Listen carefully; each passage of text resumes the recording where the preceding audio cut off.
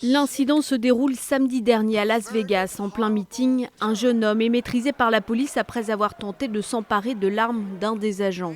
Michael Stanford, britannique de 19 ans, révèle aux policiers après son interpellation qu'il était passé dans un stand de tir vendredi pour apprendre à viser et qu'il avait acheté un billet pour un autre meeting en Arizona au cas où sa première tentative pour tuer Donald Trump échouerait. Son inculpation formelle hier est le dernier couac d'une série noire pour le candidat républicain, en baisse dans les sondages face à une Hillary Clinton qui aurait levé 10 fois plus de fonds que lui le mois dernier, disposant désormais d'un avantage financier colossal. Trump a décidé de limoger son directeur de campagne. Le très controversé Corey Lewandowski pourrait payer les erreurs de stratégie de l'équipe du milliardaire, trop centrée sur la communication audiovisuelle et pas assez sur le travail de terrain auprès des sympathisants et des équipes de campagne. Mais même licencié, pas un mot de travers sur Donald Trump de la part de Lewandowski.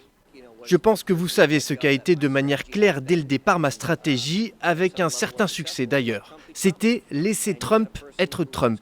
Et vous avez une personne qui a complètement changé en mieux la façon dont la politique est considérée dans ce pays. Alors que la campagne entre dans une phase bien plus rude, le nouvel homme de Trump s'appelle Paul Manafort, un spin-doctor célèbre en politique, pour avoir conseillé entre autres Ronald Reagan, George Bush, père et fils, mais aussi un certain Édouard Balladur.